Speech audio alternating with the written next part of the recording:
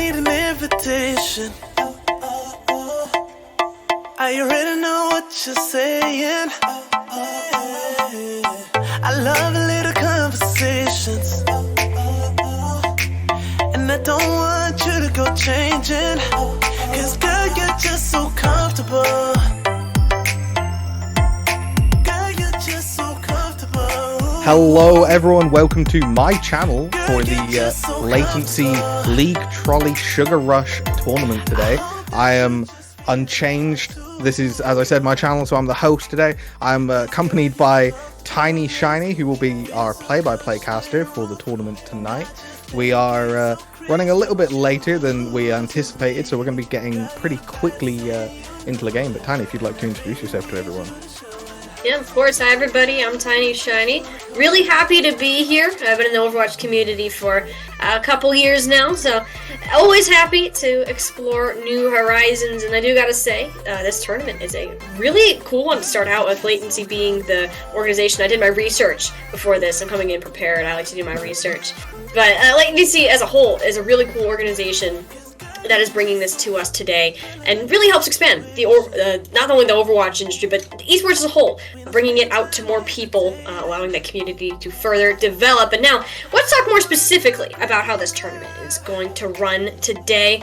It is sponsored by Trolli. We are starting at the second round. It is a best of 3 or first to 2 format, whichever you would prefer. Mechanical Thumbs versus Bing Bong Esports. That will be our first matchup. Our 3rd and 6th seed respectively. Those seedings, as far as I'm aware, are currently based off of SR. So that might give you a good idea of how maybe these players are going to see of various ranks. It's probably the average SR would be my best guess, but we're starting out in Control anyways, which tends to be a more chaotic map type to begin with, which is a great place to start, especially in first to 3, best of 3. Sometimes these series really start to fly by. Control really make sure we get a good start in there, as well as a variety of maps and compositions. It certainly does, and Oasis is going to be our first.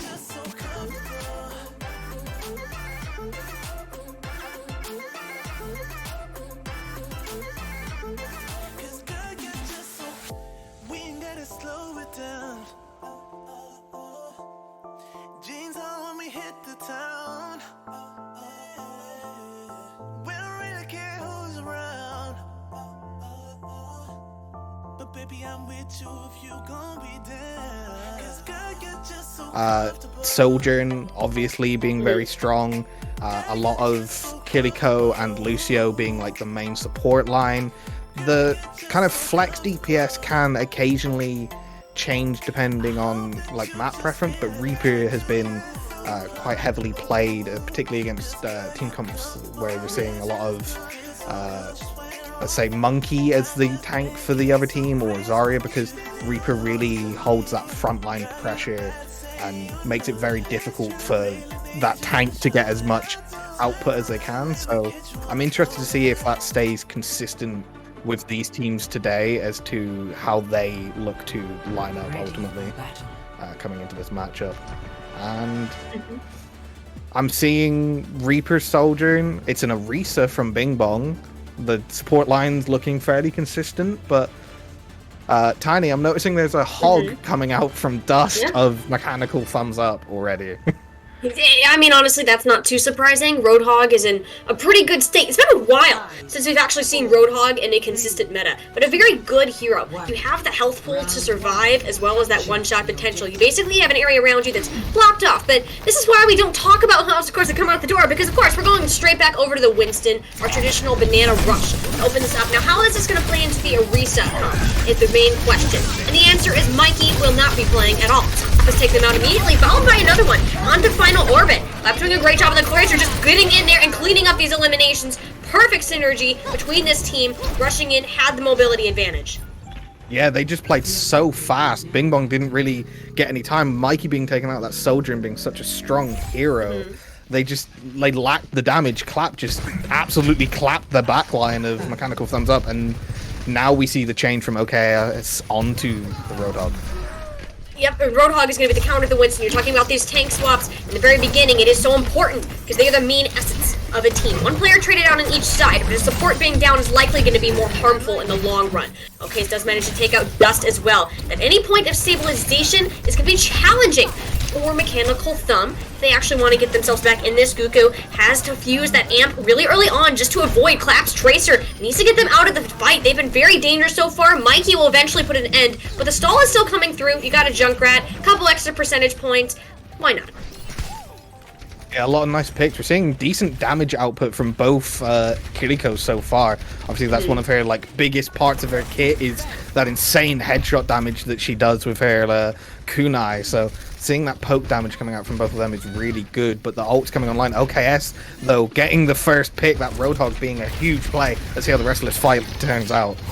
Yeah, especially with Clap going down first. That's been the one getting all the eliminations. But now it's OKS. It's their turn on the Roadhog. It's such an annoying hero to play against. I'm gonna say it, you know, the Overwatch community will probably agree with me, but the way that hero is, such a great state right now, need to keep pulling it out, but that hook is a little bit too far out of range for them to do. Clap has his pulse bomb in their hands, looking for a target to stick it on. Oh, but the protection Suzu will deny the stick. Initially from final orbit, the Kitsune Rush allowing OKS to get so much more done. The damage, the reload speed is just Roadhog's playground to begin with, and another hook onto Clap. Just as it has been, just managed to get Guku off the back of it, and Junkrat, you can run, but you cannot hide. You're inevitably going to get chased down, and Bing Bong Esports, they're really showing why this meta is good. Yeah, they flipped it around. The meta swap coming out huge. OKS is looking to hard carry on this Roadhog right now, getting huge plays to set up the rest of the team, and a little AFK that looked like from Dust. Doesn't quite set up the opening pick, but that's a huge amount of damage already coming off as they set up this fight. Not only that, but it also forces out the Fortify really early on. Now it's going to be the Terror Surge, coming up with the Kitsune Rush. Everyone's able to kind of weave out of the way, but Dust has all the support in the world to lock down this objective. 83%. They're trying to flip it back, but a player, I believe it was Guku, lulled themselves in at the last second just to get it. The point's now been flipped. It's all the cleanup crew. The Junkrat pick we haven't really talked about too much as it is quite unconventional. But it still has that same consistent damage you're looking for in a damage hero. Certainly does, but 3 ults being invested into that fight by Mechanical Thumbs Up, and on the other hand, 3 and nearly 4 already online from Bing Bong Esports. Final Orbit should be able to get theirs up pretty soon with that Kiriko Rush. So this could be Bing Bong just looking for a heavy ult fight here. They're going to do their... Oh! Ben, tire. I'm not sure if Guku really knew where that tire was located, but Mikey has got you in their sights with this overclock leaping overhead. You can't dodge, you're making it easy for him. Like shooting clay pigeons out of the sky. Bing Bong Esports back in control. Yeah, Mikey just went for some skeet shooting there, getting everyone out that. As you said, that oversurge being so powerful. And then Trick Plays and OKS already having their ults back up. And like I said, Final Orbit with their Kiriko Rush. This is looking to be the last fight, so it's going to be heavy ult commitment coming in now from both teams. Incredibly heavy Bing Bong Esports. This is their fight to win. Not really sure what happened with the Death Blossom in that department, but what we do know is that Dust has fallen. OKS with the whole hog. That one has been expended as well, but it's Bing Bong in the kill feed on the right side of it. That is the red filling it up, and they just simply had the ultimates. They had the whole hog. They had the Kitsune Rush and the Death Blossom. 3 major win conditions to put an end to University in their favor. Yeah, and what looked like it was going to be a really strong first point from Mechanical Thumbs Up off of that, the back of Clap's insane like first fight, getting 2 kills straight away. Bing Bong just slightly swapping up that team comp. All they did was change their tank around, like we said. That's been one of the biggest parts of Overwatch 2 so far, is just that tank play and the rotations and the counter picks between the 2 tanks. And we saw OKS immediately swap over onto that hog and just put out so much damage, get so many picks, land so many of those massive hooks to set up the rest of his team and just allow so much more aggressive pressure from the Bing Bong team. We'll see if they can do it again, but it does look like OKS is going to be rolling out on the Winston instead this time as we start on Gardens. They pulled a good old swapperoo. Whether that's purposeful or not, I guess we'll find out. But Dust will be taking their shot at the Roadhog now. Usually favored into the Winston matchup. The one thing, Clap has also moved over to the Reaper. Trick Plays. There's a whole bunch of swaps going on. I don't really know what to think about it. Dust able to get to the high ground first, which is really good. Eventually, you're going to need to contest this point, however. You don't need to if you're sitting pretty on the high ground. Able to just look in. It's like you're going fishing and manages to catch Goku. Nice catch of the day right there. Clap. It's one as well. Mikey might take off Bachi's head. It's simply just not enough. Bing Bong just didn't get to that high ground in time. Mechanical Thumbs won that really off the back of better positioning. Yeah, just some very good rotations, knowing what the map priority is, and like you said, it is that high ground on this Gardens map, but Big Load Ben getting taken out by Trick Plays at range there. I think the Soldier did the primary damage there, but now we're going to see Mechanical Thumbs Up having to back up onto this point. It is Clap trying to contest the high ground desperately as his Reaper does have to fade out, and now we'll see if Dust and the rest of the team can sustain. They're just going to try and hold this point out for as long as they can. It's not going to be ticked over yet, and Dust does land a big hook onto Mikey. Now can they get the rest of the team down? It's 4v4 again, but they should be able to get Big Load Ben back in before Mikey gets back, so it'll be a 5v4 soon enough, and Dust is doing a lot of damage, but taking a lot of damage over here on the Roadhog. Does have the Ho Hog up, and now are going to use it now on the OKS just to force them out, and they do indeed, they get the kill. Now the rest of this team fight should be clean, and this whole time it's been percentage just ticking over for Mechanical Thumbs Up. That whole time, and not to mention the fact that they didn't have to use any ultimates in there. Granted, neither did Bing Bong Esports, so we're going to see a much more chaotic fight. I want to see Shush use this Kitsune Rush proactively, mirrored by Final Orbit, before these sound barriers really start to come online. That can change how these fights can unfold, make it less predictable. Already the high ground's going to be pressured by Trick Plays. What a stick! Dude, oh. Yeah, gets Big Load Ben out. You can't. They're getting picked up at the start of so many fights here. It's just so early. The Soldier wants to play the high ground, I get it, but they are not going to let you. Bing Bong Esports have no intentions of letting you live for free. Mechanical Thumb is able to stabilize, though, after a Kitsune Rush of their own. Bing Bong have been putting so much pressure on the high ground, left the rest of their team down in numbers in the front line. Yeah, they're getting that early pick, but they're just not having the backline survivability. The supports of Mechanical Thumbs, Bochi and Shush are just doing so well at staying alive and keeping their teammates up, and it's so hard for Bing Bong to push into it. Look at how many ults are now having to be committed. Big Load Ben going in the backline with that overcharge. Not sure if they're going to be able to get any picks. They're looking their best, but Dust is able to get a pick, and it's Trick Plays going down early here. Can Mikey do anything from this high ground? It doesn't look like they're quite going to be able to. OKS also getting taken down. Dust doing a huge amount, and Clap! Here we go. Here is Clap's turn with the Death Blossom to get a big play in. 100-0. What a turnaround for Mechanical Thumbs Up here on that second point. Honestly amazed that they were able to pull out that last fight win, considering the numbers-wise, that was Bing Bong's game all the way, but it just, the execution wasn't there. Mechanical Thumbs Up were just one step ahead for every play they put out in front of them, and I think this, honestly, heading over to City Center might be the mirror we're finally looking for to get these teams on a bit of an even playing field. Yeah, it certainly looked like there's just been a little bit more like tempo from whichever side has honestly had the Roadhog so far in this. So Roadhog being the superior tank choice for these two teams, just getting those early picks and outputting so much damage as he is basically just a big fat DPS hero. And their Trick Plays gets the Sim TP out early to try and allow their team to get onto point first, and we'll see who can take control of this jump pad here. It's going to be a tough battle, and like you said, it's the game of the Roadhogs who can get one, and each of them already have had an elimination down. The Lucio versus the extra damage, the Sojourn. Which one's going to be more impactful? Their hook put onto the Roadhog, and it looks like Mechanical Thumbs Up have won the battle for the high ground, but not for the point just yet. They're going to have to jump down, but the chase! Oh no! Dust is able to take a breather cooldown out to keep themselves alive.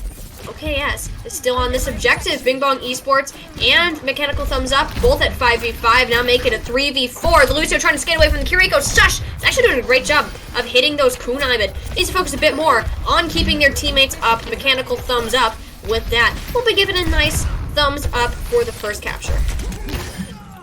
Yeah, Goku wasn't going to make it easy, or Goku wasn't going to make it easy for them. Did just try and stall out a bit more time so that their team can get back to start the next fight early. But yeah, the high ground control, Mechanical Thumbs Up really showing the rotational map knowledge here, just getting themselves set up really well before these fights start. And now they're going to try and roll like they did on that second point and just keep their ult rotation on point while taking control of that high ground and just denying Bing Bong from ever getting pressure on their backline.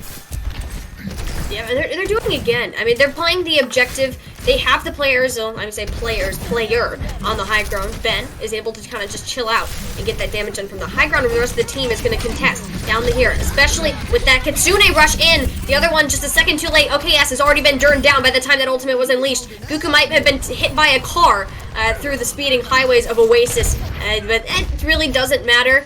In the long run, your team still is going to be able to come up and win this fight.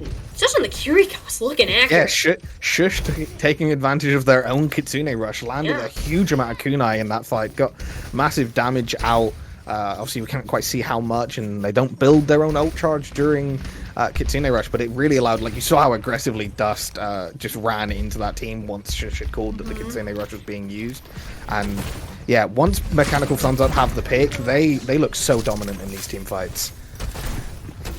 Overwatch 2 in general, that first pick often has a lot more impact unless it's traded out rather quickly afterwards. Ben on the high ground here with the overclock is going to look to take that first elimination as well. But you know, Dust ends up overstaying their welcome, walks into 5 players. Sound Barrier has been unleashed to help push the point, and while Ben is stuck kind of chasing the tail of the opponents, Bing Bong, and no! The Death Blossom is denied by Clap. No triple kill this time around. Trick plays coming up on the Reaper, showing their own skill set, and a very necessary fight win as we were nearing that one fight territory and still very well in it. Yeah, a lot of traded ults, so Mechanical Thumbs Up kind of giving away their ult economy advantage that they had, and now both DPS ults already online with Mickey and Trick plays could be just what Bing Bong need to start their own ult rotation to just start ticking more and more of this capture percentage, as we now see already Mechanical Thumbs Up opting to try and rotate to this high ground, going for the jump pad, and Bing Bong are just going to back up and try and force them to fight on point instead. Pretty wise decision. You're in control of the point. Make the enemy come to you. Make them give up that high ground. You're gaining all the percentage you want while this is happening. Overclock now from Mikey in the back, firing these shots off at such a rapid pace, but nothing really to come from it in the kill feed other than some just extra damage points. And there's the Death Blossom we're looking for. Trick Plays doing a dance with death. Over on the left side of the map, the hook in as well. Bing Bong committed heavily into this fight to keep their control, but Mechanical Thumbs Up also gave away one of their biggest chances at turning this point around. Yeah, they certainly did, but that was a huge play. Again, Final Orbit initiating the fight with the Kitsune rush just allowed Trick Plays to kind of sprint in with that additional speed on that Death Blossom. I love that call of dancing with Death. He certainly was. He was going super aggressive into that backline, but he knew he had the backing of his team and that like extra speed and fire rate output from the Kitsune rush, and it just allowed him to just sweep his way through that backline. Was the Shadow Fox, as it's called. Clap doesn't like the Shadow Fox, apparently. Neither does Mikey. Reapers have been traded out, both at the courtesy of the Sojourns. On either side, Soundberry now for Bing Bong Esports as they're looking to maintain their hold, keep pushing, try to take more of an advantage than they might already have, but Dust gets Goku out of the main airspace while they're trying to hop to the next wall, keep themselves up. Now the advantage is gone. Thumbs Up need to capitalize on it now. Okay, already Torque Breather's gone. These Roadhogs at their most vulnerable point. Can it be followed up on the Sound Barrier from Bocce much later in this fight? They know that Shush is very close to this Kitsune rush as well. As soon as that goes up, that will help Dust a lot. But as the dust has actually settled itself, it's Mechanical Thumbs Up on the point, in control. Kitsune rush. Even if they need it, they might not, because it's going to be one heck of a staggered fight, even push, if players are even able to return at that point in time. Is Mechanical Thumbs Up looking good to take map number 1, putting them at match point in our series. Yeah, nice little reverse sweep on the first map so far. Some really good plays from both sides. I'm interested to see who actually got this play of the game. It is OKS. There we go. Some huge plays on the Roadhog does get the play of the game. It is on the first point where they looked so dominant after that swap. It is going to be the shut. It's predominantly just for that shutdown onto Clap, I'm imagining. It's denied that Death Blossom that we'd seen be so massive from both sides. But yeah, Hog really being the dominant hero so far in this matchup. Both Kiriko's looking strong, really good use of their Kitsune rushes to engage on team fights. Looks like both teams have good coordination, but I think it's been just a rotational battle that Mechanical Thumbs Up have been able to win so far. They've just been their knowledge and their ability to just take high grounds, take map positions, and then pick the fights apart from there has really looked like their strength. So really good play from both teams and a nice reverse sweep. Nice learning that we're seeing from Mechanical Thumbs Up, working out what they need to do to beat their opponents. It's always good to see. And I 100% agree with that. Like, Mechanical Thumbs Up, their knowledge of where they should be on the map, specifically on Oasis, is really good, because they are fighting hard for that figure. Like, for that spot that they want, they're fighting for it. It's either they are going to lose the fight as a whole, or they're going to take the positioning they know is advantageous. The one thing that I feel like that they have been lacking slightly, or Bing Bong has rather just had a better outcome with, has been that ultimate economy, the management of it. Instead of using a slight overuse of some resources that could be moved out, when you're in control, you need to be conscious of how many fights you need to win in the future. Planning ahead for these engagements is really going to come up handy, especially as we move into hybrid. I think that both of those factors become even more important. On a defensive role, you're focused, you need to know how am I managing my ultimate economy, where am I making these withdrawals. On the attack, you're pathing, where do you need to be positioned in order to have that specific advantage. And I do believe, in terms of the map selection, it is loser's pick, so Bing Bong do get to go with that choice. And it should be Escort coming up next. Escort, my apologies.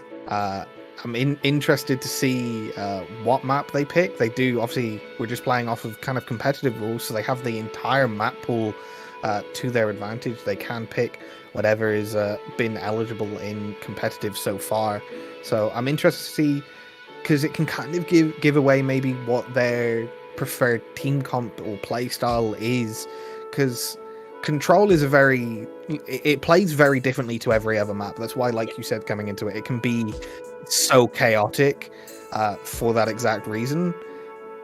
Circuit Royale, I've just heard, is going to indeed be the next map. So a heavy sniper, kind of much more of a poke, long range map from what I've seen so far. So yeah, I'm interested to see what...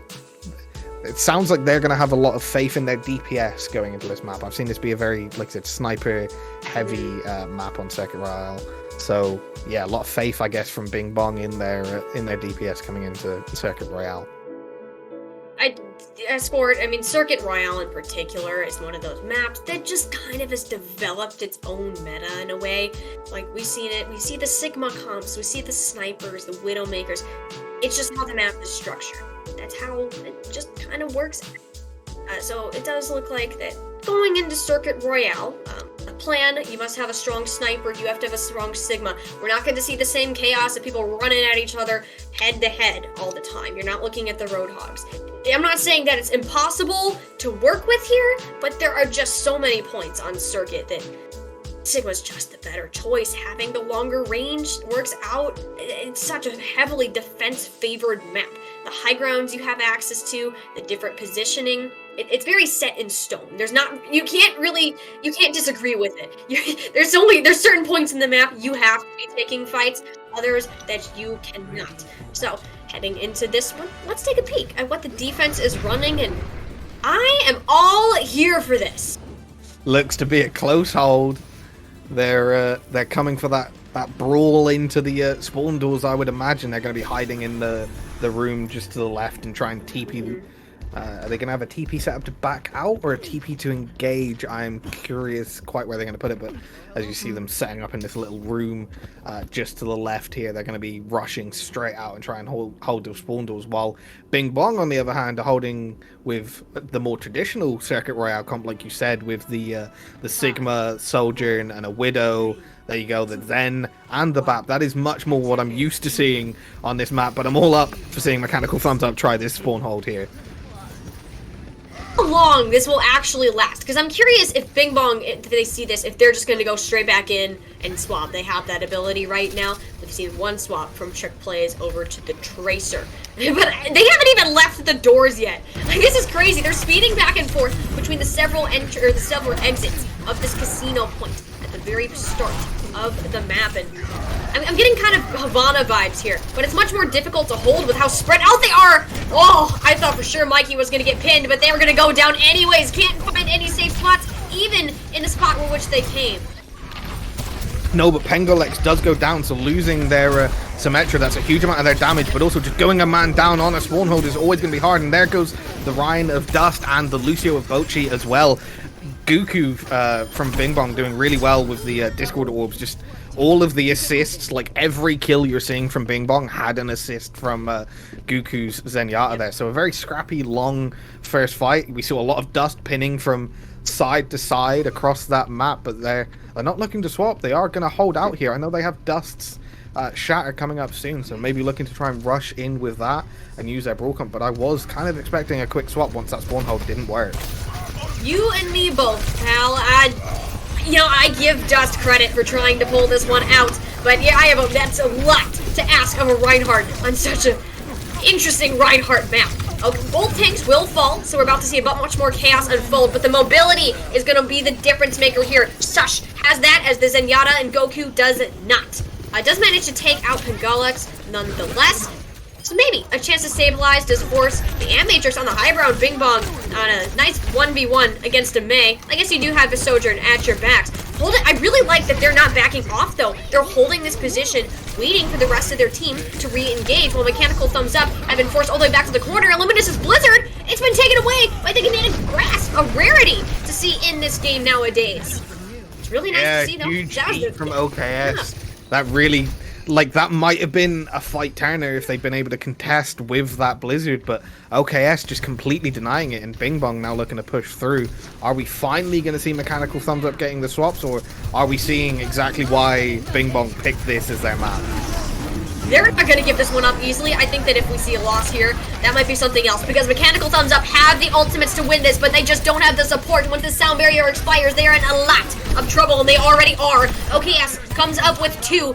Simply do not have the sustain or the range to compete with Bing Bong Esports Comp. And do we see the swap here? I mean, Mechanical Thumbs Up, they didn't change their damage players heading into this matchup, so maybe that's just something they have to run.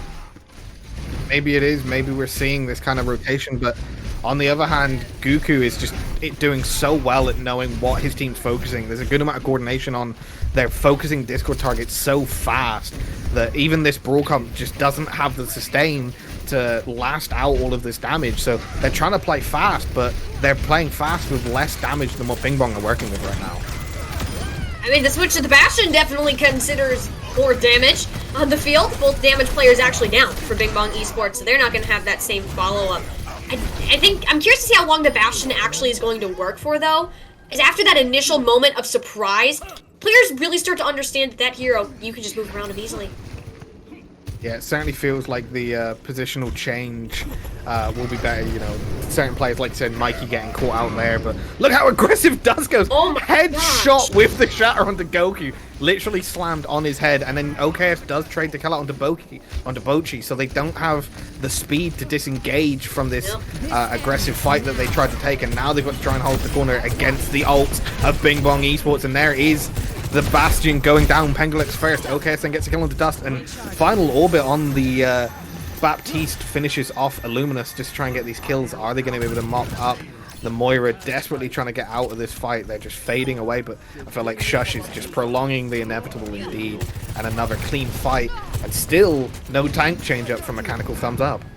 No, they are sticking with their guns, which is either admirable or foolish. We're going to find out which one. You know, playing the Reinhardt into this is not very advisable. Luminous does manage to at least get them on core off before their head is rolling on the floor. Trick Plays does get caught in some lava. All on the other side. To begin with, I'm amazed that Bing Bong are having a hard time with this. They're committing the Gravitic Flux in as well. Do they truly think this is winnable? I guess they do. There's the Transcendence, the supports, killing each other. It's so difficult to control when they're off on their own like this. Goku going down. It's going to be a game changer. Dragon Strike. Oh, that might as well have saved OK's life. Sush couldn't follow up, and that's enough time for Just to return to the battle, and Bing Bong Esports has to take a soft reset. Oh. Yeah, but now Illuminous getting the pick onto Trick Play, so again, Bing Bong's gonna have to back out, but Dust really doesn't want to let them. Look at how aggressive this Ryan wants to play, and Bochi does take down Mikey in the meantime, so just yet more staggers again from Bing Bong Esports. They're just not able to get a clean fight together at the moment. Up is Dust right now. Like, what in the world? You have to play close with the Reinhardt, but on Circuit Royale, when second point high ground is like arguably the best in the game? What am I watching right now? I am so surprised that this is working, but I think it's just the sheer aggressive, like, confidence, I guess, of Dust. And now we see Bing Bong instead having to swap their team comp up because they need this Diva to try and mitigate some damage and get themselves out. And Trick Plays does get the first pick on Pengolek, so the Bastion damage being down could cause the end of this hold for Mechanical Thumbs Up. There we see Trick Plays again, gets the kill onto Dust, and Mikey trades Illuminous. Now this should be a confirmed fight win. Can they get to point in time and actually push it to the end, or is there going to be yet another contest at the end of this second point here?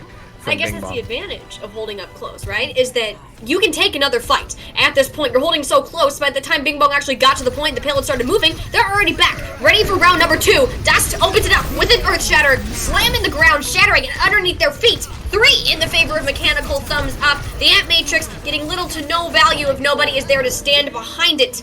Mechanical Thumbs Up simply had that ultimate advantage. I mean, we're talking a little smack about their composition, just a little bit, but in the end, it did work out surprisingly well. And honestly, a good part of that likely had to do with how unconventional it is. Half the game of Overwatch is being prepared, knowing how to counter. But if you've probably never seen this before, do you know how to counter it? How are you going to play against it, if you will? Yeah, it's certainly... Bing Bong knew what they did on first point. They knew to surround them coming out of those different spawn doors. But once Mechanical Thumbs Up just decided to go full kind of YOLO on their tempo, particularly with Dust, just completely ignoring the point, knowing that there was no one there from Bing Bong that would get any point presence behind them.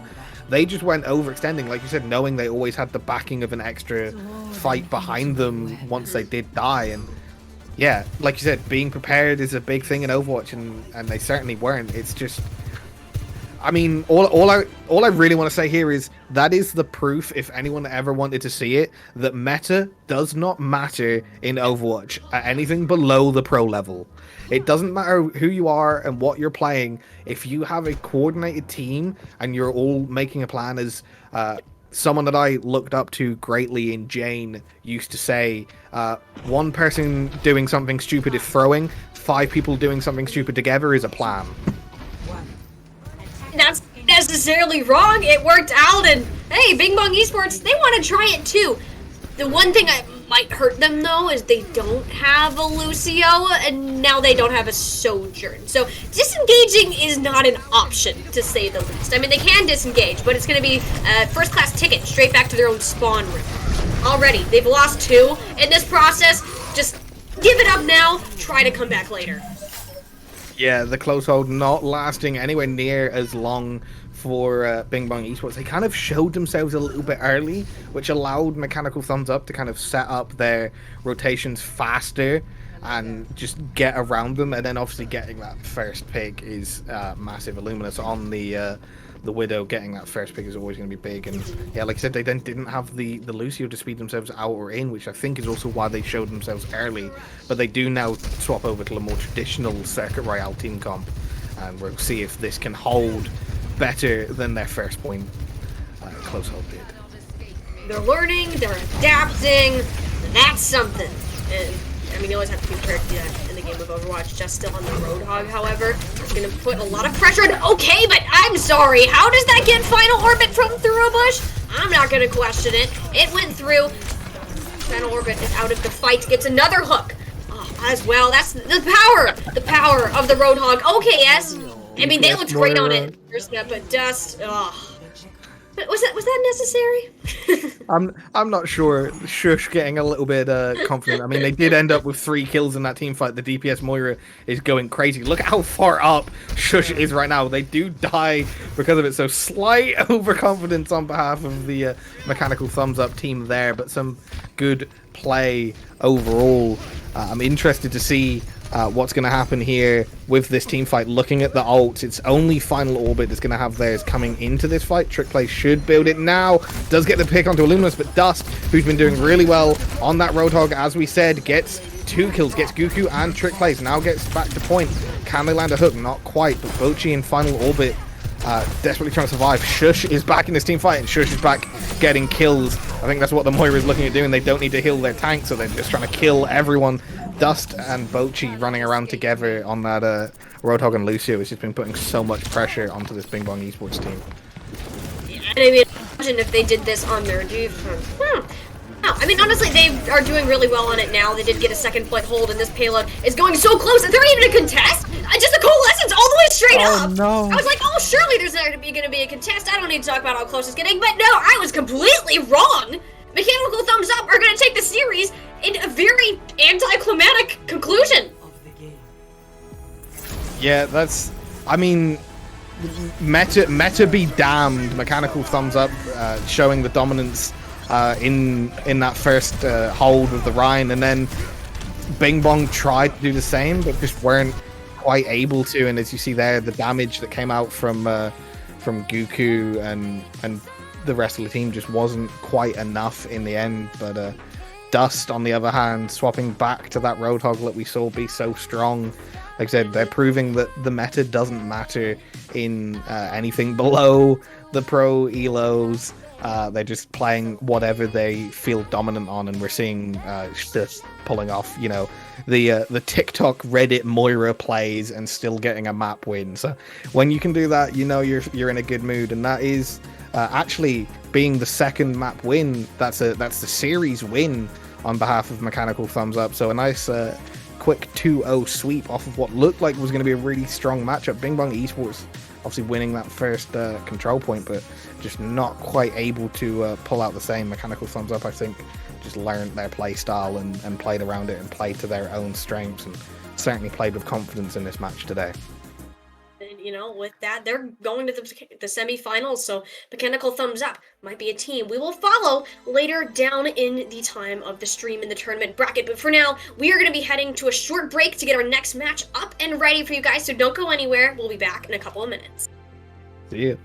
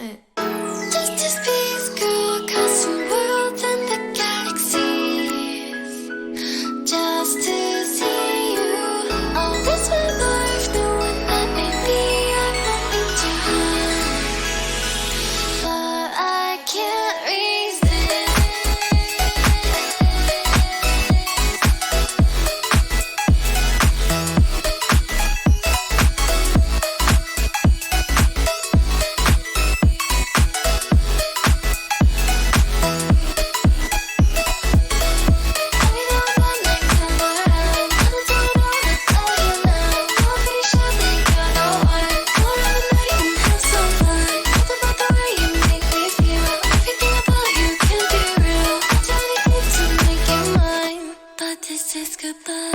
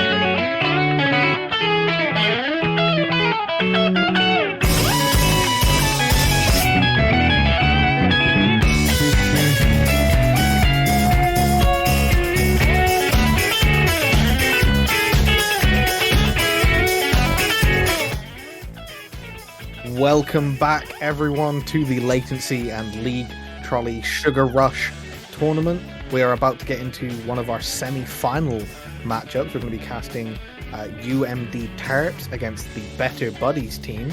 This is the 1 versus 4 seed, so this should be a very good matchup. It is the collegiate team that's actually the lower seed based off of the SRs alone, but maybe their time together and some of the coaching that they've got from that collegiate esports system will be enough to push them through, and we can see an upset from the lower seed in this match. Will the resources at their access come to their aid? That's the real question we are asking here. Again, starting out on Control. Is it gonna... I'm really hoping that we're gonna have a closer match. To be fair, our last match, I believe it was the 6th seed versus the 3rd seed. This time, it's the 4th versus the 1st, so same amount of rank difference, ideally. I mean, you got 2 spots, 2 seeding ranks apart. Don't know how much that actually translate over into SR. Some of these teams, maybe they have like a whole 3 ranks between them. Some of them might have maybe 1 or 2, or just be really incredibly close. So, I mean, with that, we can talk a bit more about where they could possibly be headed to open up. I do believe that we have that map. So Busan is going to be the first map for this 3rd round. We do just kind of rotate through the control map. So yes, Busan, an interesting map. Again, control is the opener, as we commonly see in a lot of these Overwatch tournaments. It's a map that plays very differently to everything else, so it sets things up nicely because you can sometimes get upsets off of the back of what looks like a very dominant first map performance, then leading into the rest of the map pool that plays very differently. But it's going to be very interesting. From what we've seen, both of these teams are at least Masters Plus. A lot of the teams in this tournament are higher elo, as you see in most tournaments that come out with any form of prize pool. You get some of the bigger teams that want to show their dominance and see if they can run their way through the bracket. So it's going to be 2 good teams on a good map. Let's see if they can kind of show their dominance, and let's see what kind of team comps they prefer, because as we saw before, sometimes meta isn't important and just team preference is what matters in the end. Honestly, I think that there's several different kinds of comps. There's counter comps, comfort comps, and there's meta. Some combination of that is usually what works. It's not usually that consistent, but the nice thing about being able to play multiple things, you will see why. Because Control relies heavily on being able to play multiple things because the varying map types. You're looking at Mecha Base, drastically different from the likes of Downtown. Probably different compositions are going to come out, or at least different play styles to open this up. And we get a glimpse of what these teams might want to pull out. Yeah, obviously you can never trust quite until the spawn doors open, but it does look like we're going to be seeing almost a double sniper with Lou and Sleep. Never mind, there we say, as the spawn doors open, Lou changes it up on me and he does roll out on the Reaper. So the aggressive kind of Arisa Brawly comp coming out from UMD, while Better Buddies are seeing our so far favorited Hog comp rolling out here. Do we like the Roadhog, or do we not like the Roadhog? That's the question to be answered. Kermit, though, with the first elimination of the match. Pumpkin no longer in the fight, I'm sorry, but that gets Tony, and then Paul is practically hooked through 3 players.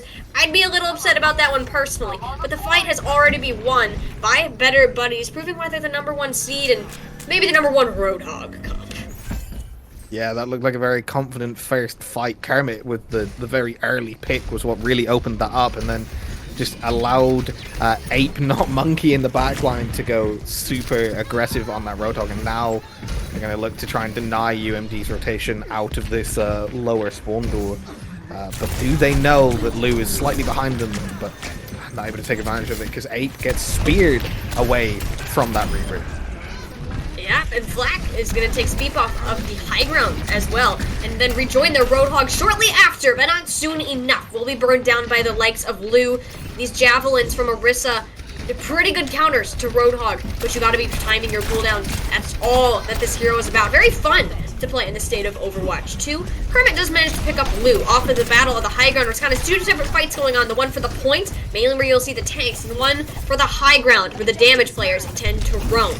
Tony will now end up falling. We see the Kitsune rush on the side of both teams. Paul and Gorilla have the choice in their hands to actually unleash it, but neither really will end up doing so, as Kermit has put this fight to an end. Better Buddies still remain in control.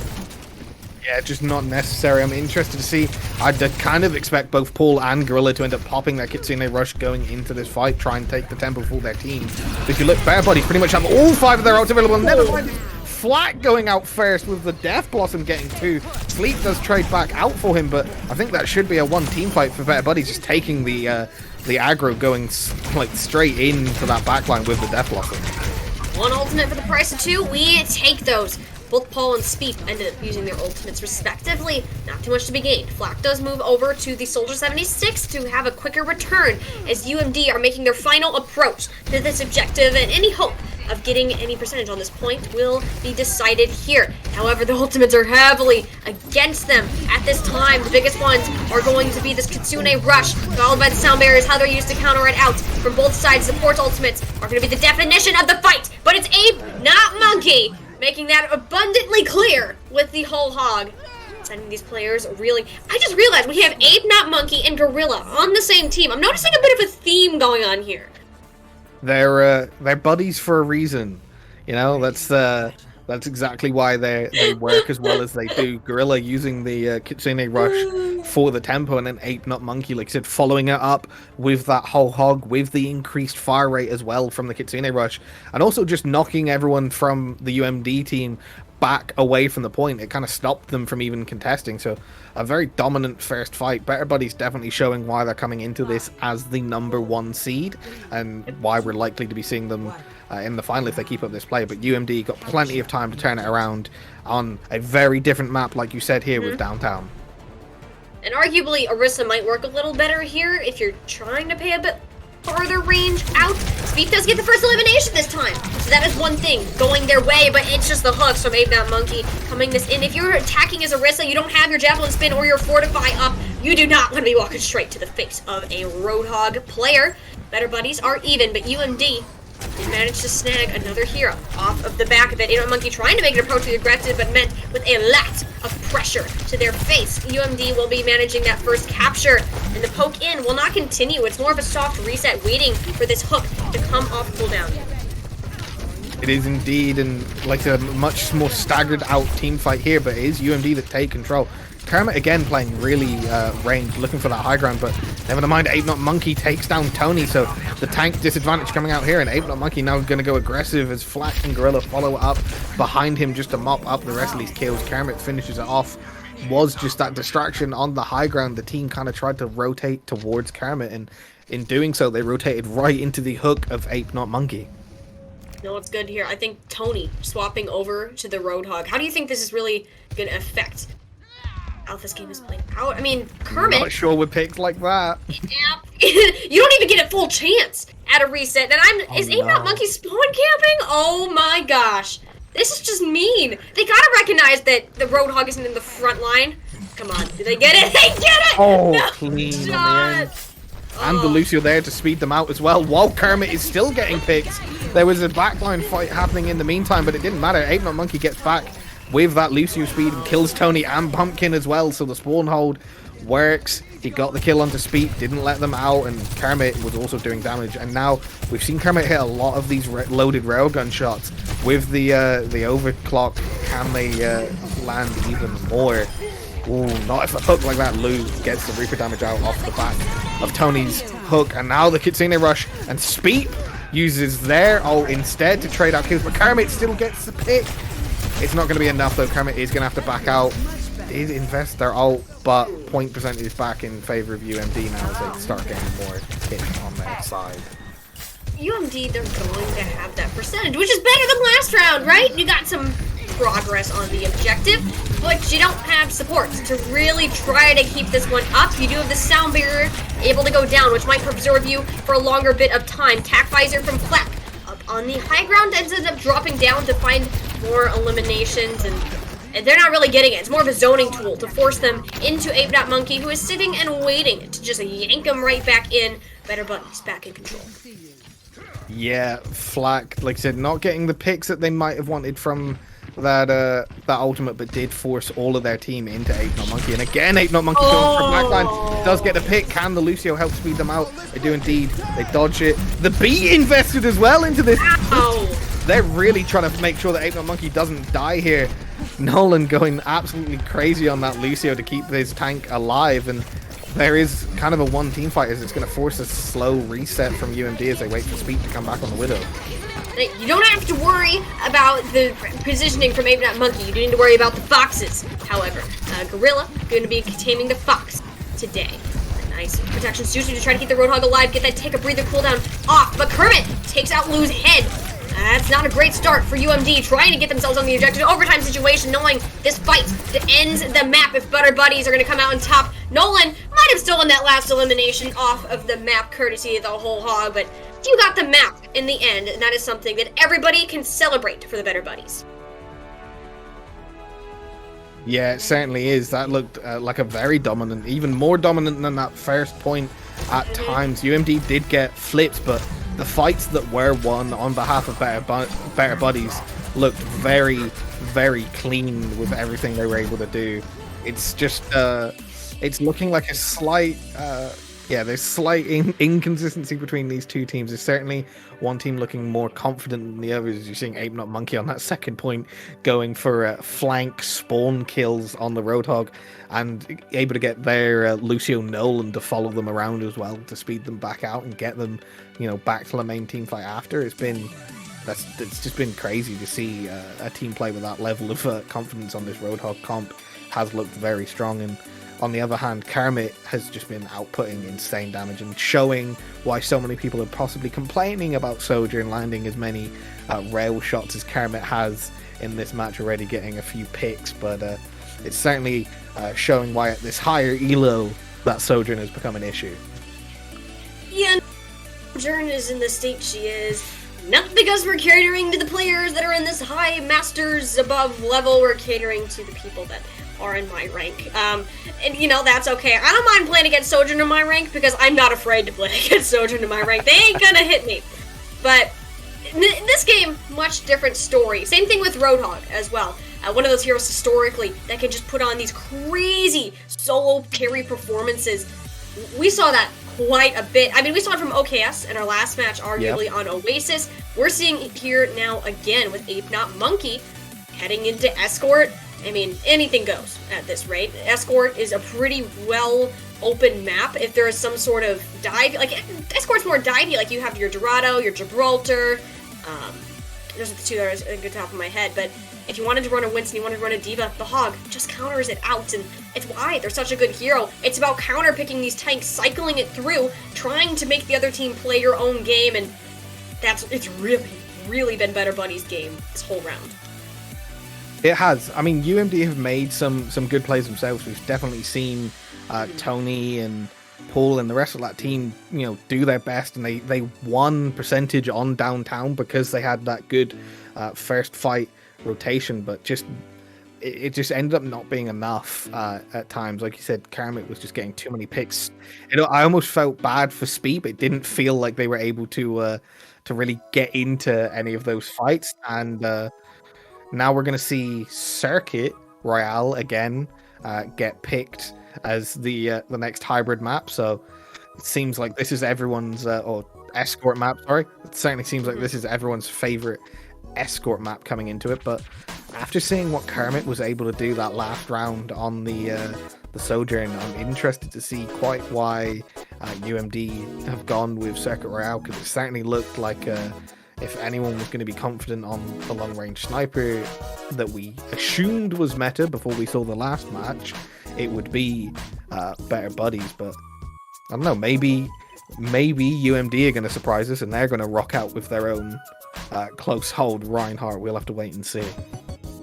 Yeah, what about Circuit Royale? What are you talking about? There's casinos, there's a hotel, there's beautiful sights and lights, and there's a big shiny blue race car. Who doesn't love a big shiny blue race car? I mean, I sure love shiny blue race cars. But the Circuit Royale, we kind of gave the whole speech about the meta, what traditionally works, what traditionally doesn't. Just throw it out the window. Screw that until we actually see what is all laid out on the field. We can see anything's game. Anything is game at this point. We do know that with this being Maryland State's selection, they probably have some sort of plan coming into this. You have to assume when you have the map pick, you're picking something you're comfortable on, you're confident that you have the skills to actually succeed. And the question is, what is that variety? Do we see a similar spawn hole in the map? Or are we just going to start immediately, kind of more on this poke area? UMD do end up starting on the defense and very more traditionally meta. The only thing, I guess, semi out of the ordinary would be Lu on the Hanzo. But Hanzo's still a very good hero on this map. Yeah, and as we said before, playing into player preference and comfort is obviously still a very big deal in the game of Overwatch 2. So many of the heroes are still viable as long as you know how to play them to that high level. So UMD going to look to take advantage of the double sniper meta. Paul and Pumpkin on the backline as well with the Zen Baptiste. It's a lot of healing and damage potential from both of them, and then Tony just kind of being the anchor on the... I'm sorry, I was really waiting to see if Kermit could get that grapple shot. I always love a nice spawn grapple from a Widow, so I'm interested to see if they could get that first pick, but not quite able to. And now we're going to see this fight kind of set out and where Speep is holding from all the way back here on this second corner. Kind of have to hold back on this corner, right? I mean, the Widowmakers, they know where each other are. They're just waiting, playing around this. Oh! The angle, threading the needle. Kermit was just on the better sight line. In that regard, newer Speep wasn't really crouch strafing. Third! Okay. UMD might have to think, this might not have been our best map pick if this is how Kermit is going to play this whole game. Yeah, Kermit definitely playing with confidence coming off of that first map win. A lot of good picks, and yeah, the rest of the team's kind of irrelevant when there's just a Widow getting picks coming out as one. Again, there we go. Tony down. It's a headshot to Kermit again. Flak and 8-Not Monkey able to go aggressive off of the back of it and get some damage and kills themselves, but this has just been Kermit who's happily sitting on kind of on this high ground just waiting. But Speep says, hey, I can land shots on the Widow too here. That's something. Speep, you got an elimination. Good for you. I do like how UMD is opting to take, or not, excuse me, UMD, Better Buddies is trying to get themselves off the payload to take this high ground a bit earlier. You see 8-Man Monkeys. They're trying to sneak as much as they can with the Roadhog. Not exactly the stealthiest hero, but if you can still get elimination to an unsuspecting Hanzo, that is a win in their Sneaky book. enough by far. Yeah, Exactly. That's exactly what they'd have been intending to do. Hook comes out again, not quite landing this time, but some good plays. Tony's just kind of getting lost in the middle as the team's slowly tying around him, and there's Kermit again, and has the sights available after taking down Speep, so they can see where this entire UMDT team is backing up to, and Kermit looking to play aggressively, not scared of the damage coming out towards them here yet. No respect for their opponent whatsoever. Usually when there's an opposing Widow, you'd want to respect the damage that they can output, but haven't seen that from either side so far. Gorilla does have the Kitsune Rush at their disposal, an advantage that they will have. Oh, hooking Tony straight back into the whole hog. I love that you can combo that up right now. Does whiff the second hook, but the damage has already been done. UMD are yet to catch a break. 5.5 minutes. That has got to be the largest time bank I have ever seen going into third point. The points just never stop moving, and I got a comment on Flak, who was talking in chat earlier. You know, he was talking a big game, and after some of the plays I've seen so far, he's definitely playing up to the hype that he gave himself earlier. These two DPS for Better Buddies looking very strong. Just the space that their team's creating is allowing them to play very confidently, and you're seeing that here from Flak's junk. I'm interested to see what he can do with the tire, but UMD do have 4 ults going into this fight, so they might be able to flip it here. It's possible. You have the win condition, but you don't have Kermit. Kermit takes 2 of your players down immediately. You just don't have the races after that, and no! Okay, Tony, you got the flex back up on the map. I was waiting for that to happen, but you gotta get yourself actually stabilized up there. You get Gorilla, but a Riptire will take you down with it. Kermit is still on the objective by themselves, doesn't have a care in the world, just getting all the distance they possibly can, knowing that their team is fighting the hard battle up in the front line. Eventually they'll be contested as players begin to respawn from UMD, but right now, Better Buddies are on perfect track to finish this map. They are indeed. They're just looking very confident here. They're still pushing forward. Paul does get the pick onto Nolan, but Kermit again lands another headshot onto Speep. Speep's just not even been able to play so far in this game.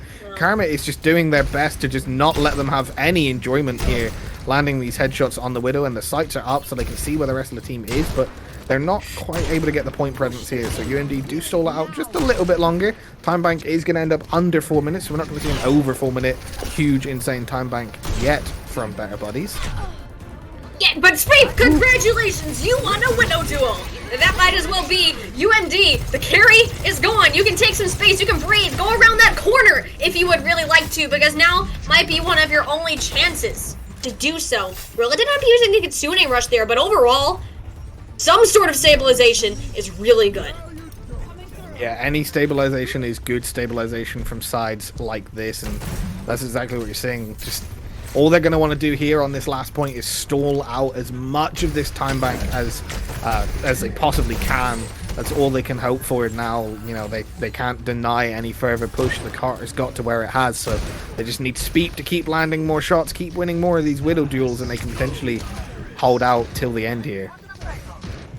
There's a lot of pressure to put on Speep, and Kermit it just had the better angle, and the higher ground is heavily in their favor at this point, as Speep wanted to play pretty far back. L8TENCY gets the better of Tony. He had the ultimate, so Tony did not. Oh, but another and a third! And why not make it a triple kill? The better buddies getting this one all the way through, but hey, some credit to UMD. They managed to shave about 3 minutes off of that time clock, making this a semi-winnable situation. It is indeed. That's exactly what they, like I said, that's exactly what they'd have been wanting to do coming into that time bank that they had on third point. It didn't look promising, but they made the most out of it. They stalled that fight out for as long as they could have hoped to. They're realistically just not able to get enough picks, and it just looked so dominant from Better Buddy starting off.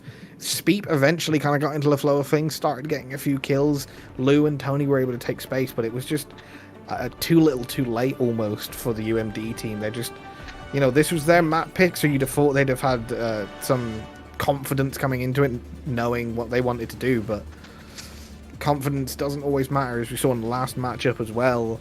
It's not always the team that picks the map that gets the win. Better Buddy's just looking confident on this Roadhog comp right now. They're in home territory, and they're going to stick with it as long as they can. But I have a feeling that the reason UMD picked this map was not because of the defense, but because of the attack. I think they have some strategy brewing up.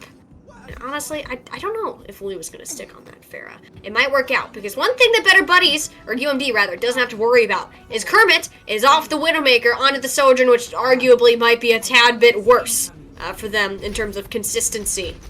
We're just going to have to wait. Mid and long range damage on that Sojourn being high. It's always going to be scary, but we'll see. Speep holding an odd angle because of where L8TENCY and Nolan were just holding. Ooh, I thought that rock was going to hit. Very close. It would have been a great accretion if we hit, but it's always the most satisfying thing as a Sigma player. Just hit those accretions, see them land true, but ooh, okay. Speep. Alright, Flak eventually will go down, finds themselves in a pretty open area, unable to get behind natural cover in time. Tony is yoinked into the fight, whether they like it or not. L8TENCY is happy to meet them. They're actually the one who brought him to the party to begin with. Lou, pressuring these players off on the high ground. Better Buddies are forced to take a bit of a further back angle. Kermit, ooh, finding themselves on the other end of the kill feed. Beep, happy to continue to win those duels, but I wouldn't be surprised if we saw that swap back over sometime soon, as UMD are taking all the space they can. Yeah, proving why Widow was never truly a defensive hero as she started out in Overwatch 1. Taking those offensive angles. Speed got 2 kills going on for that. He got Nolan and Kermit, but Kermit has opted to take the challenge, has swapped back over to the Widow here, but the nice hook. Look at L8TENCY just body blocking around that corner. The Immortality Field did keep Tony alive, but Kermit, there we go. There is that Widow pick. Takes down Speed, and L8TENCY takes down his tank counterpart and gets taken out by Lev, but not in time. Pumpkin died as well. Paul tries to get a kill as he leaves, but it's not going to be enough. And Nolan on the Moira, aggressively able to push out and get some finishing kills there at the end of that team fight. It's an interesting support comp Moira Kiriko is, but Kiriko is one I want to highlight a bit more. That Kitsune Rush is just a great ultimate to begin with. Kermit on the Widowmaker, just having this back up. Speep did use the sights kind of early here, in my opinion, but you get to know where Better Buddies are setting up, so you can kind of plan your attack and not have to worry about Kermit taking your head off as you try to rotate around this corner. You gotta know where they are, though! Oh! I felt that one. I really did feel that one. Right over the shoulder from both Widows. Speed does kill Nolan in that backline. Speed managing to take one away, so that's one of the main supports. There's still quite a bit of healing available, but Speed, there's the Widow 1v1! You got yourself 2 points on the board.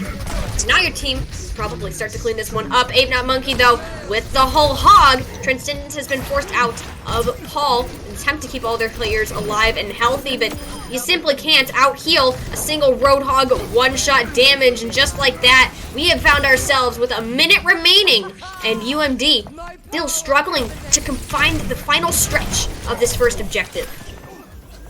They are. They had such a cleaner first fight, and then they're just getting stalled out now. Better Buddies just taking the advantage, and Flat getting the pick onto Paul, but Lou and Tony trading more kills out onto Nolan and Flack. So could this be the space that UMD need to take this first point? Who is greater than 1 in the history of math? If you want to prove me wrong, I'd go ahead. I'm not a math person. But pushing forwards already, Gorilla, Standing Rush incredibly necessary. It boosts your Roadhog up when you're trying to fight against this Sigma on the front line. You have that extended cooldowns as well as the damage to kind of get yourself out. And that's a hook in you needed. And it to Lou. That's just like that. That advantage early on that is gone. Nolan, as they return to the fight, it's sent straight back to the spawn. But it is traded out for Pumpkin, even in the healing department. Black with the Dragon Strike now, just to get speed off of the back of it, but it's more red than blue, and the kill feed. Better Buddies know that they can put themselves all the way to the finals match. It might just be done here. No players in sight for UMD. The Dragon Strike, unfortunately, does not constitute as a touch. It's Better Buddies. They are going all the way to the grand finals of this tournament. They are, and they're looking very confident in doing it. Let's see. I'm interested to see who they're going to be matching up against in the end, and let's just see some more of these nice shots from Kermit. That was clean. I didn't even see Sweep there. These Widow players, man, look at these shots. Headshot after headshot. Woo-hoo-hoo! And that is how they won that first fight. And that was what steamrolled them into winning that map overall. We said Kermit looking very strong on the Sojourn. On Busan looked equally, if not stronger, on the Widow there on Circuit Royale. Is certainly going to be a menace for whoever they end up facing in this finals matchup. And I am going to look forward to seeing these two teams in the final. I'm curious who it's going to be. It could be Mystic Vanguard or Mechanical Thumbs Up. Mystic Vanguard, not a team we've been able to see so far tonight. Mechanical Thumbs Up obviously was one of our quarterfinalists that we watched previously, so interested to see how their run coming into this final has been. But Better Buddies looked very strong against UMD, who I thought was going to be one of the stronger sides coming into this tournament. Before I saw the seedings, just when I saw who was applying to this tournament, I thought, a collegiate team entering into a kind of a mid-level tournament could be quite interesting. A big fancy name can only get you so far. Better Buddies, truly, they are the Better Buddies. They're good pals with one another, and put them in the grand finals themselves. And with that, it's going to be great to see who will finish out the semifinals matches. The number 2 versus the number 3 seed going at it right now. So it only makes sense that the top 3 seeds are the only ones remaining in this tournament. So while we're getting this grand finals match ready, we can get these teams prepared. We're sending it to another quick break. So make sure that you stay tuned, because we got the grand finals coming right up. See you later.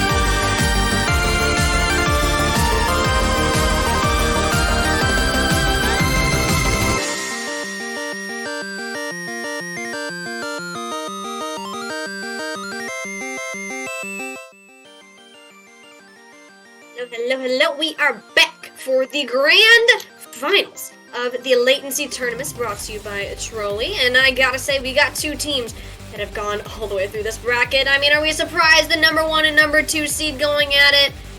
Let's be honest here. It was to be expected from the beginning when it's based off of the ranks such as this tournament is. So it's going to be our best buddies, the ones we've seen from our last match, very dominant 2-0, taking on the number 2 seed, Mixix Vanguard, who did just defeat, I believe, it was their previous opponent's Mechanical Thumbs. We did get to follow their journey a little bit on earlier. That was a 2-0 as well, and a pretty quick one. It did finish in about the same amount of time that we did see there, so gives us some hope for some more contention between these series. We have really been yet to see, but we do know that having these GM players high ranked, so that individual skill is going to be there.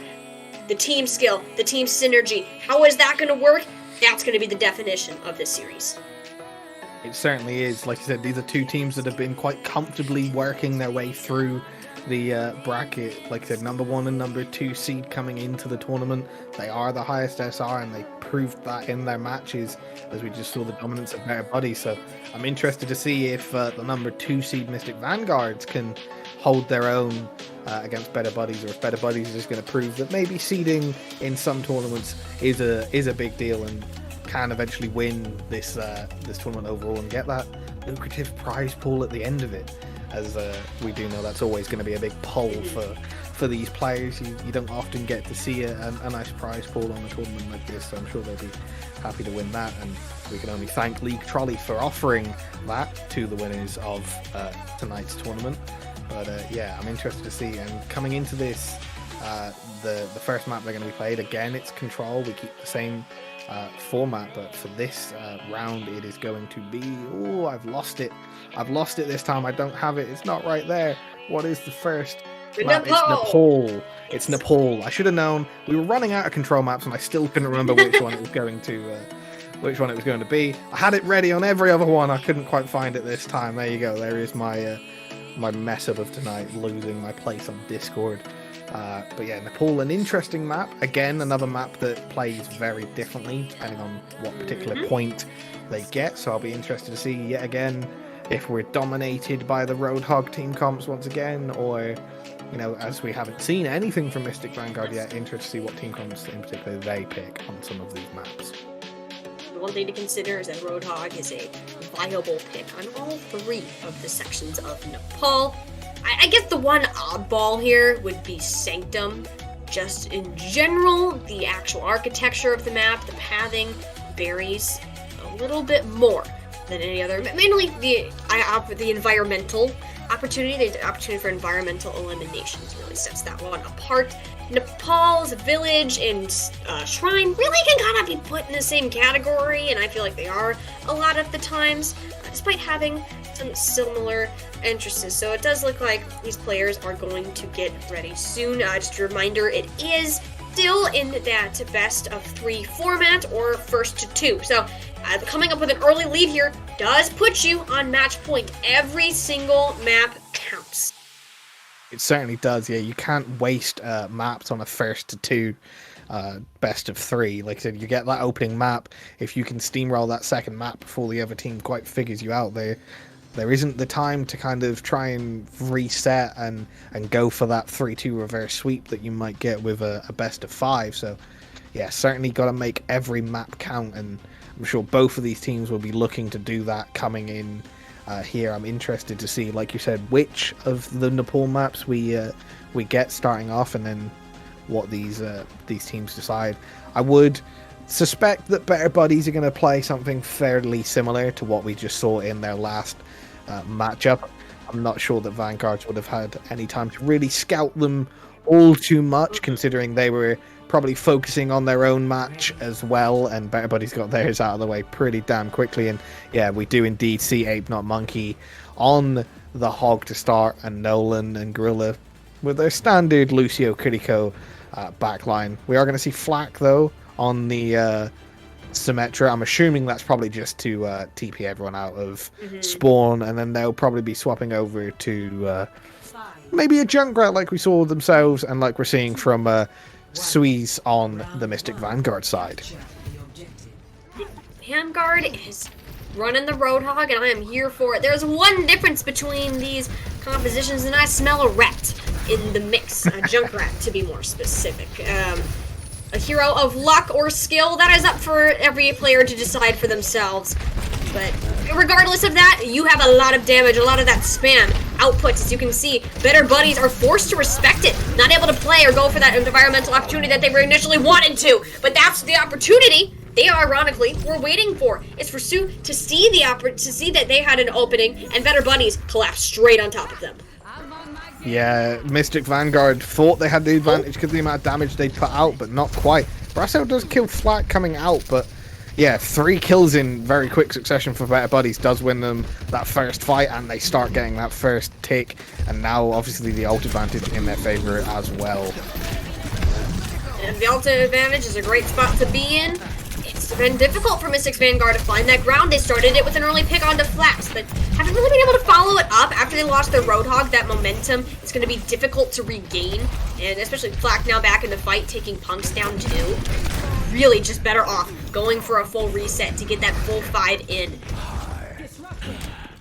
They certainly are. I'm interested to see where they rotate for this fight. Yeah, they do opt to rotate like away from Better Buddies. They're not going to play straight into them this time. The Reaper did a lot of damage to them. They're going to try and look and get Sir into an off angle for these hooks, but L8TENCY meets him on that off angle and has his whole hog potentially to lock them into the corner, but not if Sweeze kills Flak in the back line. And now a lot of ult investment from Mystic Vanguard. Is that going to be enough for them to take point here? Still just stalling it out from the side of Better Buddies. They're stalling it out because they were waiting for the Kitsune of their own for the other one to expire, so they could truly squeeze all the value that they could out of it. L8TENCY traded for Sue, heavily favors the team. It still remains with their Roadhog player. It is a battle more on the objective now, and Mystic Vanguard finding that statue they were looking for to begin with, eventually earning themselves numbers on the point. Yeah, they start to get the first tick for themselves. Maz, I think, accidentally somehow managed to TP up kind of it to someone that was hopping over the middle of that gap. Did end up dropping off the point, but should be back in time for this fight here as we see the Kiriko walking back. And yeah, Mystic Vanguard now holding point with Punks on that soldier and looking to get the damage, but it's L8TENCY getting the first pick onto Sui, the Junkrat going down, and now rotating back into a Reaper. Look at Flak going aggressive into the backline. Straight in there, no fear, but they are still alive to tell the tale, which is something to say. Brazil's sound barrier, though, didn't only hit half their team, which is less than desirable with an ultimate of that caliber. Better's Buddy's doing a great job of trading this out, especially with that last one. Onto Kermit, Lucio 1v1 at the point. I do love to see it, but Brazel, you got Kermit. It's not a 1v1. I call foul for that. And Sojourn just go burr. Sojourn go burr. Maz does a nice kunai headshot. That triple crit damage coming in clutch. The Better Buddies have flipped the point back over Mystic's Vanguard one fight territory. Yeah, and Flak has the Death Blossom available that could be enough to just kind of kill this backline with the Reaper. He's been doing a lot of rotations, but Sweet is going to be, on the other hand, for Mystic Vanguard, looking to try and land a massive rip tire on that Junkrat. Tire be unleashed to follow it on its journey, looking for the Roadhog, but that hero can take all that damage. It only does 600 max, so a full health Roadhog, not alone. One with the quick breathe the cooldown, but Flak with the Death Blossom, still holding on to it. They haven't really had a need to use it yet. Better Buddies in overtime, it might be the thing to just kind of seal the deal on this point, but you know what, why not? Just carry it over to the next round, because L8TENCY will force Mystic's Vanguard to go all the way through, and they can't get on the point even if they wanted to. Yeah, the aim was all they needed. Didn't need to use his ult because L8TENCY, like you said, was whole-hogging the rest of the team off of the point. He had it there just in case if anyone had contested. I'm sure Flak would have been using that Death Blossom to chunk the rest of the team out quickly.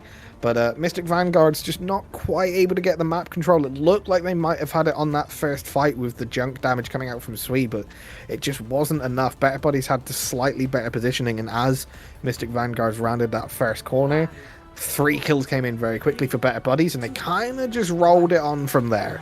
We'll see if they can do the same coming on now to the second point here of Nepal's Sanctum. Oh, no, Shrine.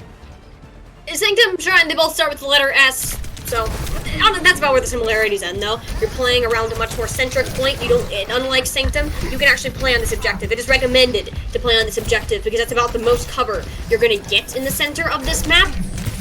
But they're ready to hook in. That's from L8TENCY. Sir will fall and having a really hard time with these Roadhog duels simply because L8TENCY isn't alone, always has Kermit or Flak on their shoulder to deal that extra damage. No tank, no objective to be gained. Yeah, with the one tank, as soon as you do lose that presence, it is hard to start pushing in, and we saw it here. Punks on the Genji, interesting, was a very meta hero at the start of Overwatch 2, maybe not quite as much now, but yeah, Better Buddies now getting point control, and are Mystic Vanguard going to be able to push in time, see if they can land the first hook this time around. You see Sir desperately trying to get these off angles, trying to see if there's anyone for him to land a hook on. Doesn't want to use it too early though, as he does know that L8TENCY is going to be aggressive with his. And I get not wanting to use it early, waiting for that perfect moment, but now you're not able to use it at all. You're just sent down 6 feet under. This L8TENCY is on another level. I do believe we have confirmation they are a GM player, the highest rank you can possibly get in this game. What? A hook in on the Brazzle as well. This guy should do a fishing competition if fishing was all about aim. Maybe not as much luck. L8TENCY though, all the way back. Better Buddies pushing to the spawn show that they truly have the better friends on their side. Yeah, the #1 seed showing exactly why they were placed #1 seed, and look at the ults online. Look, it's Better Buddies as well with the ult advantage, winning team fights, getting more damage output. Obviously, is going to make it easier for you to build these ults up, and they do indeed. They're going to have 4 probably online coming into this fight, but Mystic Vanguard built up their own, and now they're going to use theirs early coming into this fight. But Kermit shuts down Sui, so the overclocked soldier not able to do anything, but Punks now wants to do his work with the blade, but does have to back out because of the damage coming in. Look at both teams heavily investing ults. This could be the last team fight the way this is playing out. So L8TENCY is going to go aggressive on the Roadhog now. And here we see Flak with the visor. That should be enough to clean up what is left of the Mystic Vanguard's team. And now it's going to be staggered engages. That's all that's going to be left for Mystic Vanguard once this point ticks over to Better Buddies, if they can get a decent touch at all with the new overtime rules on capture points like this. I was about to criticize that sound barrier if Better Buddies weren't able to deny the last touch, but it turned into more of a victory song, rather. Yep. At the very end, when it's all said and done, and this is just Better Buddies, or AKA, should I say, L8TENCY coming up clutch. Kermit as well. It's a team effort, but there have definitely been some highlight players that are incredibly notable on their team. So, yeah, it's hard not to notice a tank play in Overwatch 2. It is such a tank-centric game. If you hold that tempo with the tank more aggressively, you are often the team that's going to end up winning, and it has been, like you said, Better Buddies winning that tank trade-off for the most part. Just earlier hooks coming in from L8TENCY, getting those 90-degree hooks, just rotating Sir around corners, just detaching them from their team, and it shuts down all of the momentum that Mystic Vanguard have.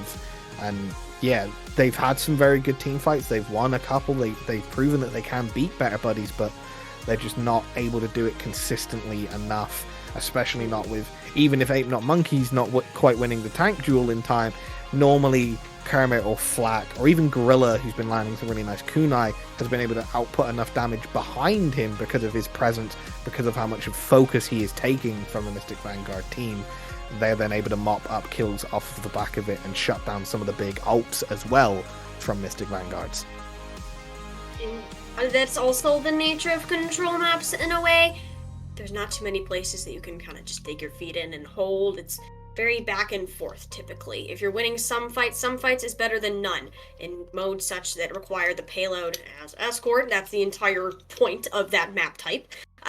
One fight gets you a good amount of distance. Chaining them together isn't nearly as important because you have a higher time bank. You just need to get that perfect amount of distance to actually roll through. And with escort map selections in the pool, we've only seen Circuit Royale before.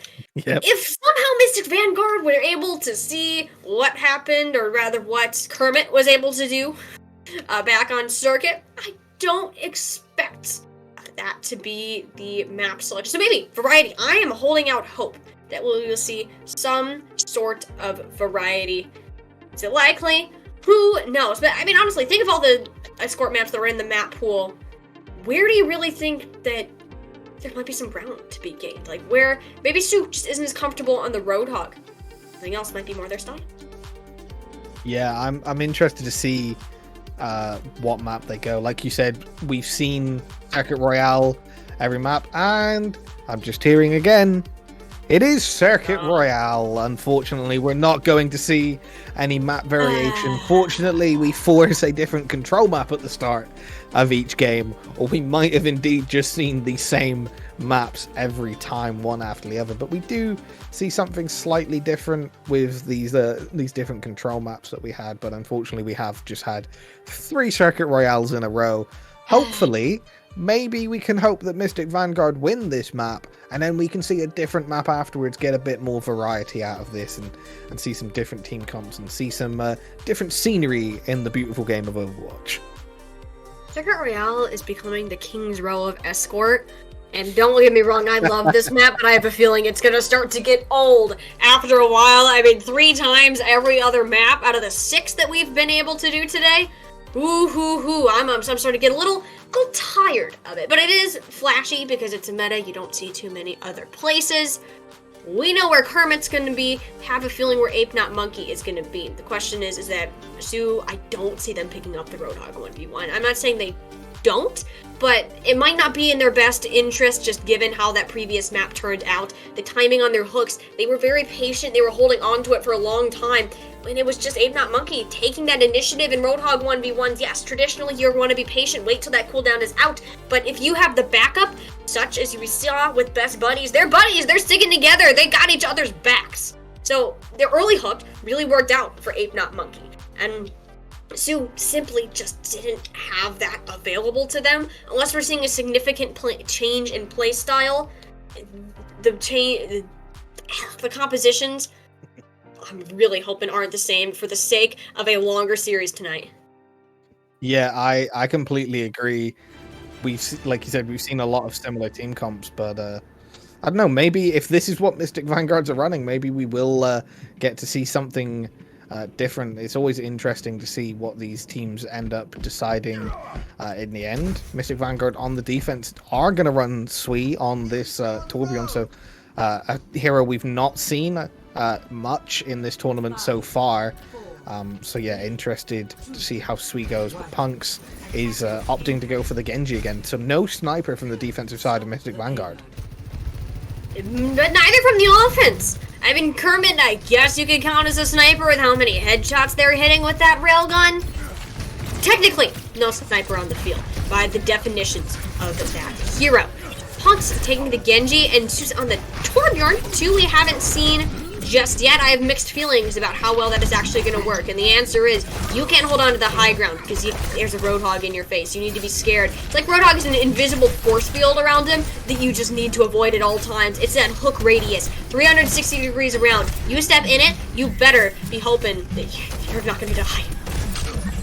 Yeah, but they do indeed. Look, Nolan takes down the best hero in the game, the Torb turret. And look at the amount of space that Vanguards are already having to give up. There's not been any kills so far. As I said, that Kermit kills Brazel. You know, there wasn't much going on between these two teams, but the space which is being dominated by Better Buddies, and now in the back of the space being dominated, they do manage to get the kills as they just start mopping up the Mystic Vanguards team one by one. This damage is insane. Flat, Kermit, Ape Not Monkeys, Gorilla, Nolan, they're all just playing so well. This team has clearly got a lot of synergy and a lot of confidence in the way they're playing, and it does look like it's going to be another confident first push for the Better Buddies here. It's really a great start for them. Flat going down, overstepping their bounds. I get the confidence, but a bit too much to be desired. Gorilla does have the Kitsune rush, and Ape Not Monkey is just exactly where you don't expect them to be. Who would have thought a Roadhog would be sitting around that corner? Certainly I didn't, even though I had the ability to see them through the walls. Kitsune rushes basically on top of each other, so each team on even playing round. That is until Ape Not Monkey decides to step in and have something to say about that.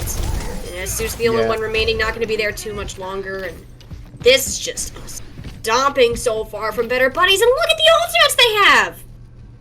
Yeah, they only had to use Kitsune Rush in that fight as well, and it was traded. Maz used theirs already, so teams kind of bouncing off of each other, but Better Buddies still winning off the back of this this team comp, and they look like they're going to be able to get the cap before Vanguard can even get themselves set up. They're rotating, yeah. Vanguard gave up, they're rotating and setting up for this third ground high ground already. You got that. It's another 5.5 minute time bank. Can't believe I'm saying that for the second time today on Circuit Royale. There is hope for Mystic's Vanguard. They have a Dragon Blade. But they don't have a Reaper. Or no, yeah, neither team really has a Reaper. They both got hooked off the high ground, and what unfortunate that is. I mean, I love to see the beautiful sights of Monaco. And you know what? Ape Not Monkey is giving Sir a first-class ticket to go down and explore the city farther. Has to select him. Hey, it's our Ducky again! We got to see him in the beginning of the map, but Ape's Not Monkey not interested in the sightseeing. Just interested in completing this ride through the casino. And why? Why are we chilling on cart? What are we doing, Nolan? He's just going for a ride. He likes, he likes taking a ride on the car. He's not had to do much. He's still holding on to his beat as well. So I'm sure when his team needs it, they will be able to play aggressively off the back of it. And Flak, off the back of that, will be looking for a Death Blossom. I am sure. Here it comes. There is the Death Blossom and beat combo, and it does take down Brazel, Sir, and Maz. And that could be, this could be an over 4-minute cap, full cap. Punks is in the backline. He's not going to be able to touch in time. 420. Oh. Blaze it. Can I say, I'd almost want to say rolled and smoked from the side of Better Buddies here. Mystic Vanguards just weren't ever really able to get a coordinated team fight and stop them. And that is a beautiful time bank to end that first attack of Circuit Royale. Yeah, it's a hefty one. That's for sure. And I can't believe that Punks just never got to use that Dragon Blade. Punks even stayed alive. They could have gone back, but they were just like, we just gotta stop. We need a mental reset of being on the attack. The bar is set incredibly high, and is it possible to leap over it? Yes, but you have several building blocks that need to be put in place before you can even imagine of reaching such heights. Next Vanguard, the change starts now. Your last opportunity to take this prize pool home starts now. I mean, technically it is, you still have already guaranteed to yourself $30 from our total of $100 prize pool. It is split in a 70-30 direction. However, yeah, you would like to they take the made larger it to portion. the final. Yeah. Oh, you always want to take the larger portion, but you know, they did win themselves something. They can take some pride in the fact that they made it to this final. They are the second seed. They lived up to their kind of hype coming into this tournament. Better Buddies just looking dominant off the back of every play we've seen so far from them. I believe both of these teams are like above GM average teams. So there wasn't like a massive SR disparity coming into this, but maybe just a slight synergy disparity from the side of Better Buddies. They could literally have Buddy in their name. I mean, if they weren't synchronized, it just wouldn't be like, what would you name yourselves then, huh? I want to make so many in-betweeners references, but I know the predominantly American audience here will not understand anything that I say if I do. I would be among that predominantly American audience that has no clue what we're talking about, but hey, we love a good reference where we can find it. The Torbjorn from Better Buddies, that's a new look from Flak, but what isn't a new look is Ape Not Monkey getting these hooks in just off the back. I'm saying it in a very casual tone because it is casual. It's the story of this game. The saga and the conclusion, all in one. Yeah, but Punks wants to show that he can still do some damage. He might not have been able to get that blade up, but he does take down Nolan, which means that Ape has to play a little bit more passively. Doesn't have his Lucio to speed him around like he's been taking advantage of so far. And there's Punks again, taking down Flak with the Torbjorn this time. So Punk's trying to do his best to urge the pressure coming out from his team and get the rest of them to push forward with him, and they're doing just that. They do obviously still have to deal with Ape Not Monkey, who lands another hook onto Sweet. He just can't stop this guy today. He just can't, and he's going nuts. Absolutely nuts. Punks, I like it! There's a Dragon Blade! Oh, there goes the Dragon Blade. Torb turret. It's real thorn in the side for heroes such as Genji. The payload is really close to getting that first checkpoint, though. But with Mystics just falling over one after another like a train of dominoes, you're gonna have to take another crack at this. Yeah, it's so close yet so far. As you see, the payload is even going to start backing up now for the side of Mystic Vanguard, so it's going to be a further push for them again, but damage already coming in onto Flak, and they do have Maz's Kitsune Rush, so they should be able to take the tempo in this fight once they round this corner. Really hope that they can take the tempo, especially with 8-Not-Monkey overstepping their bounds. No one to follow. Better Buddies are finding themselves on the back foot. A rarity in this matchup so far, but one that Mystic's Vanguard's an opportunity they are happy to take. And they're going to take all of it they can with them. Oh, the stagger out too. They're going to get 8-Not-Monkey here as well, likely, unless they take one with them. And Mystic Vanguard, they're going to get so much distance off of this. They are indeed, and that was a very good, clean fight from Punks. Like you said, maybe Better Buddies getting a little bit overconfident for once, and Nolan's just beat it in their spawn because of where this fight is taking place now. They need it to get out here, but that does leave Maz, again, like with that Kitsune Rush, and Brazel with a beat of their own that they should be able to engage off the back of. It's your engagement tool, finding something to do with it. Punks will do just that. Monkey is going to try to force you, 8-Not-Monkey will try to force them out of that ultimate overclock from Kermit, just chilling in the bank. That railgun really likes to be powered up. It already has quite a bit of charge to go with it, but Brazel, tad bit further up than their team was probably communicating towards them at that time. Better Buddies sending a nice clean message of, we are going to hold this second point in all of its glory, because this is a toughie. Yeah, it's going to be very tough for them to take these high grounds now, especially now that the ults are balanced out from both teams, and it's Gorilla that's going to kind of have the tempo Kitsune Rush probably upcoming in the next fight. And then they've got Flak to contest. He's got his Torp Turret on off angles. It's just, this is going to be a very difficult point for Mystic Vanguards to push against Better Buddies, who have been very synergizing here. We do see the Kitsune Rush and the tempo coming out.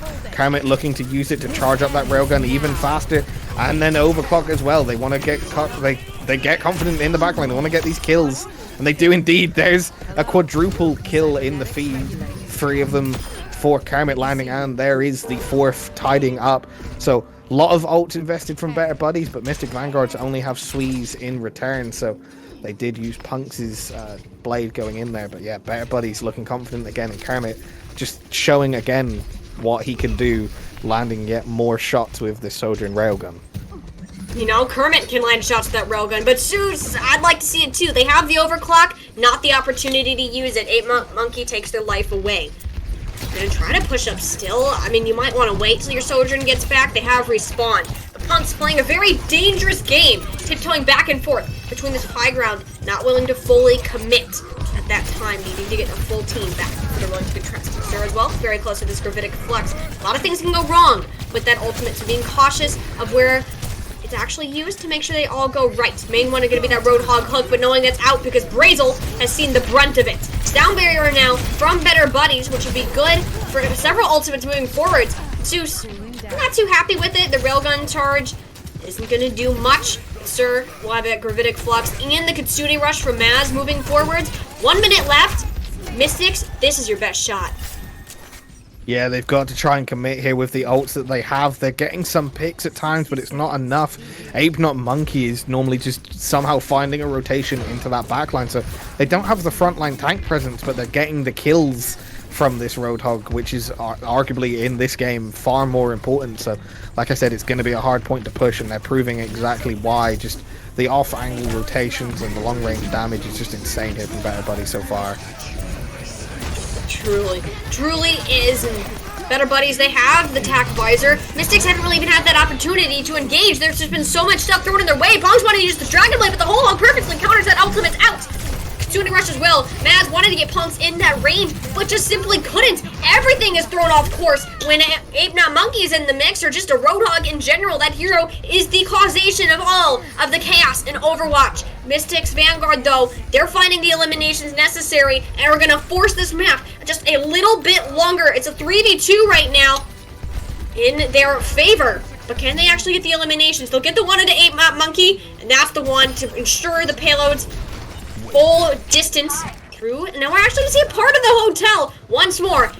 Absolutely no chance of matching the time bank, but a chance, and a very slim one, of heading to a third round. Hey, Yeah, Better Buddies just not quite able to eke out the rest of that time bank that Mystic Vanguard had, and they did just cap, but now it's going to be hard. A 1 minute time bank to take this third point, which is, we've seen stalls from teams already in this tournament on this third point, and Better Buddies have been such a strong side, you can only expect that they would be able to hold out some kind of stall here and just drain this last minute away from Mystic Vanguard. You have to, and honestly, you don't need to take too many crazy fights right now! Oh, Zeus walked straight into that one. What a prediction from Not Monkey. Gravitic Flux from Sir to even it out. Lucio has fallen. Stu will be back in the fight much faster, however.